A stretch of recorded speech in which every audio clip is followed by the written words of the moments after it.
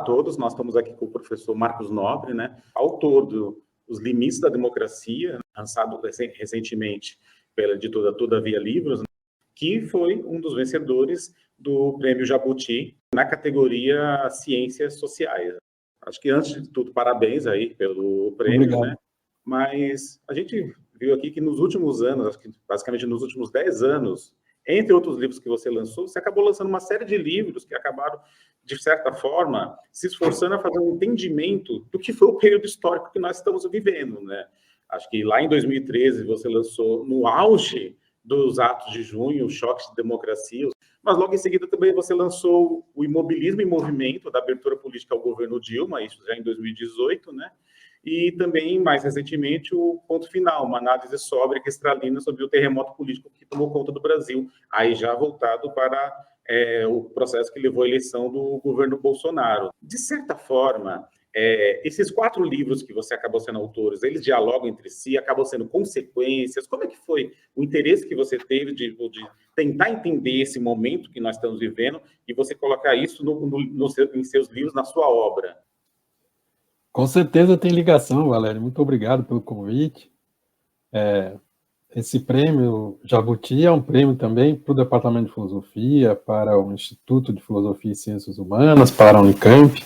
São instituições que eu acho que a gente deve se orgulhar de pertencer a essas instituições. Então, eles têm ligação, esses livros, muito, muito clara. Eles têm diferenças entre eles, né? Então, Choque de Democracia foi um livro que, na época, tinha essa denominação, livro instantâneo, que era sobre algo que estava acontecendo e tal. E o Choque de Democracia, que é de 2013, ele foi produzido enquanto eu estava terminando Imobilismo em Movimento. Então, eu estava já na fase final de revisão do livro, quando aconteceu junho. E aí, então, a editora me pediu para escrever algo sobre junho especificamente, de uma maneira curta, direta e com um caráter mais de intervenção. E foi o que eu fiz. Então, saiu em junho mesmo, Choque de Democracia. Depois, em agosto de 2013, se eu não me engano, ou setembro, eu me confundo um pouco, saiu Imobilismo em Movimento. Depois disso, durante o governo Bolsonaro, e esse momento dramático que a gente viveu, a editora Todavia me convidou para escrever um outro livro de intervenção sobre o momento que a gente estava vivendo, em que tinha essa conjunção de pandemia com governo Bolsonaro. E assim aconteceu o Ponto Final, que é de 2020. E daí o Limites da Democracia, ele foi publicado em junho de 2022, não é? Então, foi essa sequência temporal. Como é que isso se encaixa, na minha maneira de ver, no meu trabalho? Desde que eu me conheço por gente na academia, né, eu me tornei professor do Departamento de Filosofia da Unicamp em 1990. E, na época, era possível você se tornar professor sem sequer ter mestrado, embora fosse uma coisa não fosse habitual, era possível. E isso aconteceu comigo, né? Eu só fui defender o meu mestrado 1 ano depois e só defendi meu doutorado 7 anos depois que eu entrei na Unicamp. Então, a minha vida acadêmica se confunde também com um exercício que é um exercício de análise de conjuntura, de análise política, que eu sempre fiz, né? Eu tenho textos dessa época em que eu entrei na Unicamp, por exemplo, sobre o governo Collor, sobre o impeachment, etc. Então, é uma atividade que me acompanha o tempo todo na minha reflexão no campo da filosofia política. E essa atividade, ela foi se acumulando, porque como eu fazia análise de conjuntura e publicava essas análises com frequência e com regularidade, você vai acumulando material. Então, Imobilismo em Movimento é o resultado de um acúmulo de material de 10 anos, né, que eu comecei a a recolher esse material em vista de fazer um livro em 2003, então 10 anos antes. E foi assim, eu dei cursos sobre política brasileira no exterior, em particular na França, e quando foi no final de 2012, veio o convite para fazer um livro. E eu falei, olha, eu tenho um livro que eu estou escrevendo já há alguns anos sobre política brasileira, e daí imediatamente a Companhia das Letras aceitou esse esboço que eu enviei de livro, e aí houve essa coincidência, quer dizer, eu estava terminando o livro quando aconteceu junho, né, e para mim aquilo foi uma coincidência muito importante, porque junho era algo que estava no horizonte desse livro, né? Então, isso eu acho que foi o mais impactante para mim na redação. Então, como é que os livros estão todos ligados? Então, tem essa atividade de análise de conjuntura, tem uma atividade que é uma atividade de leitura e de aprofundamento na produção da ciência política brasileira e na produção da ciência política internacional. E o projeto de Imobilismo e Movimento era um projeto de abarcar desde a abertura democrática, em 1979, até justamente o momento do livro, que era junho de 2013. Né? E foi isso que eu fiz nesse livro Imobilismo e Movimento de 2013. Ele tem uma característica especial, porque ele foi um livro pensado para ser um livro muito mais acessível do que uma produção acadêmica no sentido mais estrito. Né? Então, não foi um livro de embate, de debate, de discussão e de utilização da bibliografia disponível e dos estudos empíricos disponíveis num sentido explícito, apenas implícito. Né? Então, todas essas discussões foram tornadas implícitas. E esse é uma maneira de apresentar os resultados que eu procurei mudar nesse último livro do ano passado, Limites da Democracia, que eu entendi que era necessário explicitar todos os debates, explicitar todas as apropriações de estudos empíricos e teóricos que estavam na base das minhas análises, das minhas tentativas de reconstrução. Então, eles têm características diferentes, mas um se segue do outro. Então, Imobilismo e Movimento é de 1979 até 2013, Limites da Democracia de 2013 até 2022, quando ele foi publicado. Então, eles têm uma sequência, embora eles tenham essa diferença no estilo de apresentação. Né? Isso é importante. E também, Limites da Democracia, ele tem uma maneira de se conectar com Imobilismo e Movimento que é diferente. Então, os capítulos 3 e 4 do livro, eles são como uma sequência de Imobilismo e Movimento, embora eles sejam muito mais densos do que a apresentação de Imobilismo e Movimento, mas no sentido que eles procuram reconstruir o período, no caso 10 anos, né, aproximadamente, da história política brasileira. Só que eles são precedidos de 2 capítulos que a gente poderia chamar de muito mais teóricos. Né? São capítulos de discussão com a literatura de ciência política e de sociologia política, que é muito mais cerrada, muito mais próxima da produção empírica e teórica dessas disciplinas. Então, essa é um pouco a diferença. E a ideia de Limites é um pouco aproveitar o resultado dessas reconstruções teóricas e desses estudos empíricos de que eu me utilizo para, então, analisar esse período dos 10 anos de política brasileira. Então, Choque de Democracia e Ponto Final são 2 livros eletrônicos, são 2 livros de intervenção, ainda que Ponto Final exista em forma física, né? Ele faz parte de uma coleção, que é uma coleção lançada durante a pandemia. Eles são livros que estão entre, vamos dizer, esses dois livros, Imobilismo e Movimento e Limites da Democracia.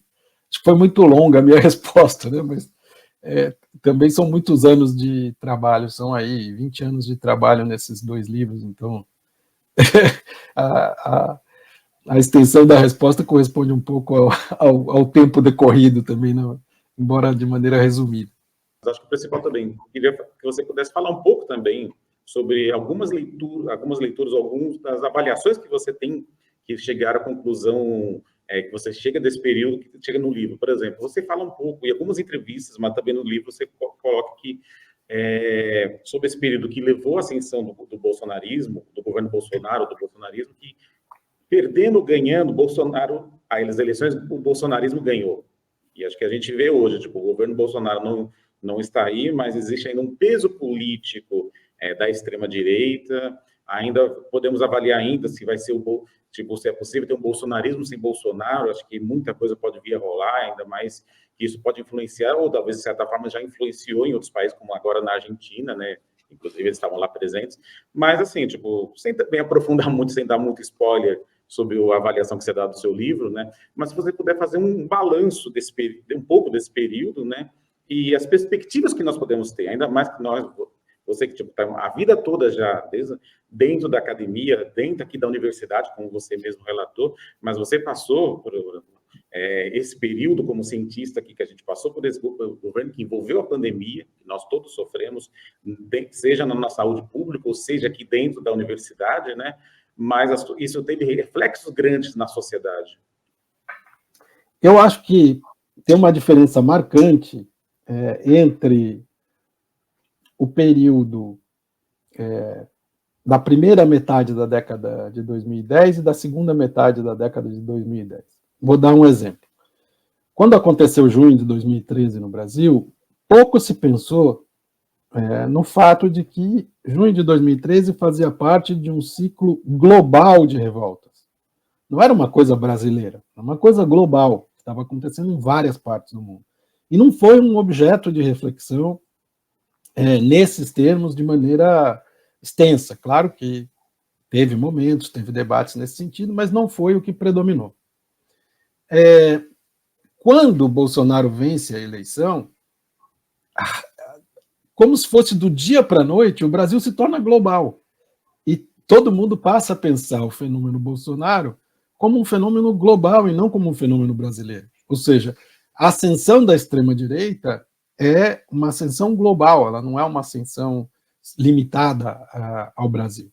E isso é interessante porque abre uma perspectiva, eu acho, de nos colocar como parte de uma transformação pela qual está passando o capitalismo global e que tem que ver justamente com a profunda crise do neoliberalismo, a partir de 2008 em especial, né, e que agora criou, vamos dizer, um ambiente político internacional em que o espaço político se reduziu brutalmente.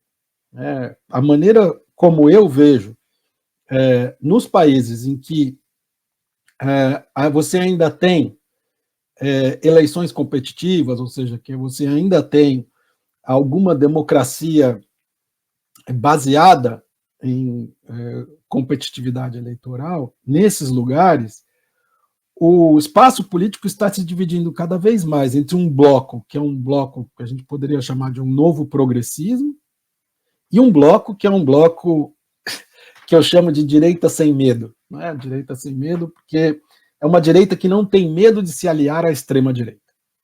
Então, esses dois blocos, uma direita que já não tem receio de se aliar à extrema-direita, e um bloco progressista que se mantém unido porque, justamente, do outro lado há uma ameaça autoritária.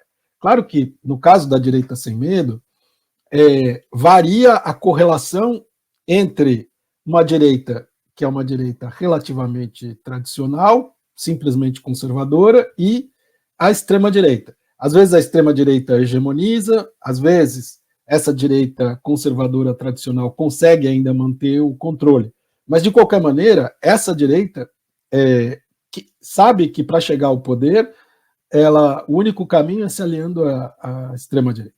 Né? Então, eu vejo isso em muitos lugares. E essa redução do espaço político tem que ver justamente com a crise do neoliberalismo, ou seja, de uma possível configuração pós-neoliberal do capitalismo. Se essa configuração vai ou não manter algum grau de democracia, ou se vai ser hegemonizada pela extrema-direita ou simplesmente pela direita sem medo, em aliança com a extrema-direita em nível mundial. Acho que esse é o quadro em que nós nos encontramos. É por isso que a eleição de Milei na Argentina, a eleição que vai ocorrer nos Estados Unidos em 2024 são tão significativas. Né? Então, não só o bolsonarismo não desapareceu, pelo contrário, como ele está se preparando para disputar as eleições em 2026 com muita força. E se tiver esse reforço global, aí com muito mais chances, né? Porque a gente está vendo o que acontece na Holanda, a gente está vendo como já está na Itália, a ascensão da extrema-direita na Alemanha, a gente consegue ver a eleição na Argentina, e assim por diante. Né? A França vai ter eleição em 2027, a candidata favorita até o momento é uma candidata de extrema-direita. Então, veja que nós temos esse cenário um pouco por todos os lados. O que isso traz para a gente como eu acho, lição no caso brasileiro? O que isso pode orientar a gente no caso brasileiro? Nós temos, então, uma mudança na correlação de forças políticas e uma nova coalizão social e política que se formou ao longo do período neoliberal e que agora, nesse momento de crise do neoliberalismo, conseguiu chegar ao poder com o Bolsonaro. O que eu estou querendo dizer com isso? Que existe uma aliança, uma coalizão social e política entre o agronegócio brasileiro, entre comunidades evangélicas, forças de segurança, forças armadas, parte do mercado financeiro e assim por diante. E que essa coalizão, que chega ao poder com Bolsonaro de maneira um tanto atabalhoada em 2018, como uma candidatura antissistema, ela está se organizando para ter uma candidatura em 2026.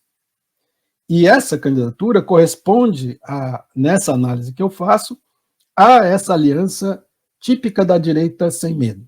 Né? No caso do Brasil, é um centrão sem medo. Que o centrão, eu digo, num artigo para Piauí de setembro desse ano, para a revista Piauí, que o centrão se bifurcou. Né? Existe um centrão que aderiu imediatamente ao governo Lula, ou seja, passou a integrar esse bloco, que é o bloco que eu chamo do novo progressismo, e existe uma parte do centrão que representa hoje a direita sem medo em aliança com a extrema-direita. Né? Então, esse é o quadro, eu acho, mais geral em que a gente se encontra. Existe uma coalizão sendo formada, existe um programa sendo gestado, essa direita sem medo, ela está ao mesmo tempo no governo Lula e fazendo oposição ao governo Lula, não é apenas procurando se beneficiar de estar no governo para construir essa candidatura de oposição no futuro, e ao mesmo tempo nós temos um governo, o governo Lula, representante desse novo progressismo, digamos nos meus termos, que está absolutamente acuado diante da capacidade de organização, da capacidade de enfrentamento dessa direita sem medo. Né? O espaço político se reduziu muito para o governo. Né? Então, no que antes era o que se chamava de presidencialismo de coalizão, você tinha um desequilíbrio entre o executivo e o legislativo, que era a base, vamos dizer, para você fazer negociações de coalizões. E, a partir de 2015, o legislativo, isso que vai ser depois a direita sem medo, começa a equilibrar as balanças de uma tal maneira que o executivo fica com cada vez menos recursos para poder montar a coalizão nos termos que, como essa coalizão era montada anteriormente, nos momentos clássicos, vamos dizer, do presidencialismo de coalizão, algo que eu identifico entre o lançamento do Plano Real, ali em 94, até a eleição de 2014. Eu não sei, Valério, se isso esclarece ou se complica demais o quadro, você me diz aí. Aí agora, também tentando ver os riscos que nós temos. Acho que tivemos uma série de acordos políticos no processo da Constituinte de 88, alguns que estavam escritos na Constituição e outros velados, né, que acabaram, de certa forma, mantendo uma certa estabilidade no Brasil ao longo das últimas décadas, né. Você, em vários momentos, você tinha colocado já o PMDBismo, por exemplo, que acho que se consolida muito no governo Fernando Henrique, tem grande peso nos dois governos Lula, né? Acho que é uma das vertentes disso aí, além do próprio presidencialismo de coalizão e toda essa relação parlamento e o executivo, né?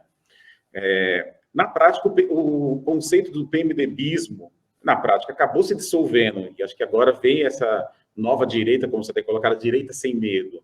De certa forma, você entende que corremos um risco, por exemplo, de aprofundar um desmantelamento de alguns pactos democráticos que foram feitos lá atrás, há mais de 30 anos, em 1988, a partir, por exemplo, dessa desestabilização desses acordos velados e não velados, e para a substituição por uma direita mais explícita, que inclusive flerta abertamente com a extrema-direita, e aproveitando, por exemplo, todo esse impacto de crescimento da extrema-direita em outros países, mas que isso pode afetar a própria democracia no Brasil a curto e médio prazo? Sim, acho que não tem dúvida quanto a isso. E essa é a principal preocupação que a gente tem que ter. Nesse artigo para a revista Piauí, eu tento argumentar que depois do final da ditadura militar, houve um movimento que a gente poderia chamar de maneira ampla de progressista na década de 80, que resultou na Constituição de 1988. E o que eu entendo por isso? Porque às vezes progressista é uma palavra que se aplica a qualquer coisa, né? Então, estou querendo dizer progressismo quando quadros originários da esquerda, né, se aliam a quadros da direita tradicional com uma certa hegemonia da esquerda nessa composição. É isso que eu chamo de progressismo, certo? Isso resultou na Constituição, mas teve mais do que isso. O sistema político, tal como ele se organizou a partir de 1994, ele era um sistema em que você tinha dois polos, né, no caso, dois polos eram dois partidos, o PT e o PSDB, e esses dois polos, cada polo, ao vencer a eleição, levava todos os partidos até o limite do outro polo, né? Tinha um polo com os seus partidos satélites, todo o resto do sistema partidário até o polo que ganhou a eleição. Então, esse mar de partidos que ficavam entre os dois polos é que praticavam o que eu chamei de PMDBismo. Então, o que existe de diferença do PMDBismo em relação à descrição tradicional do presidencialismo de coalizão? São várias diferenças, mas vou concentrar em duas, que são as duas mais importantes no livro Limites da Democracia. Temos uma característica no modo de funcionar do sistema político brasileiro, nesse período, pelo menos, entre 94 e 2014, que é a formação de supercoalizões no Congresso, e de supermaiorias no Congresso, e de supercoalizões de governo. E isso está ligado ao governismo do sistema partidário. Ou seja, não importa a candidatura que um determinado partido apoiou na eleição presidencial, mesmo essa candidatura perdendo, no dia seguinte ele estará no governo, junto com o governo, com a candidatura que venceu a eleição presidencial. E isso, então, coloca o problema. Mas por que são necessárias supermaiorias? Por que é necessário fazer supercoalizões? E por que o sistema é governista? Certo? São questões que eu acho que o paradigma do presidencialismo de coalizão, tal como ele se estabeleceu, não tem resposta para elas. E, ao mesmo tempo, eu acho que elas são centrais para descrever. Então, o meu diálogo presidencialismo de coalizão, e com seus resultados empíricos extraordinários, dos quais eu tento me apropriar, é justamente para dizer como é que nós podemos, utilizando essas ferramentas, pensar uma questão que esse paradigma não pensou, né, que deixou implícito, deixou impensada. Tá? O resultado dessa investigação, ou seja, isso que eu chamo de PMDBismo, é o que vai levar justamente ao momento de crise dessa organização, porque é uma organização em que você tem um partido, no fundo, que é vanguarda, né? Um partido que tem a função, que tem a tarefa de organizar o conjunto do sistema, então, de fazer um governo que tem uma certa agenda transversal, né, que tem uma certa unidade dessa enorme heterogeneidade partidária, e esse vanguardismo depende do sistema político aceitar essa direção, certo? Claro que tem incentivos muito fortes quando você né, está no executivo, para conseguir formar essas supercoalizões. Mas também existe o fato de que um certo partido consegue impor uma agenda. Por mais que a sua agenda seja implementada de maneira muito lenta, com muitas dificuldades, etc., é isso que a gente tinha. O que a gente tem agora não é mais isso. Né? Nós temos a formação de como se fossem dois conglomerados de partidos, de forças políticas, de atores sociais, que estão, de alguma maneira, costurando um programa que não é mais um partido que é aquele que lidera o governo ou aquele que lidera a oposição, mas são programas que vão se enfrentar numa eleição e que podem ser levados por candidaturas diferentes, que não necessariamente pertencem a um partido que vai ser o partido que vai ser o partido vanguarda. Né? Isso é uma mudança, é uma reorganização do sistema político que eu acho que a gente está no interior dela. Esse é um aspecto, Valério. O outro aspecto do que você falou é que o risco da Constituição de 88, ou seja, do pacto democrático desaparecer, ele agora é real. Né? Ele não era real antes, ele não estava colocado como uma ameaça à democracia brasileira. E junto com isso veio o quê? Um desfazimento, vamos dizer, de vários pactos da Constituição de 88.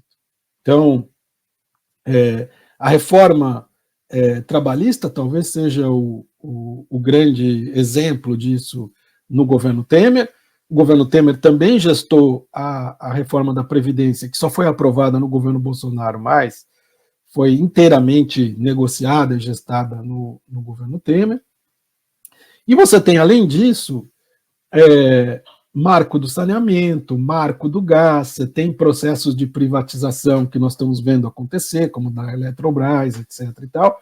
Então, você tem já uma mudança na maneira de operar, em que a Constituição de 88 continua sendo uma referência geral, mas que no interior dela, vários pactos estão sendo desfeitos.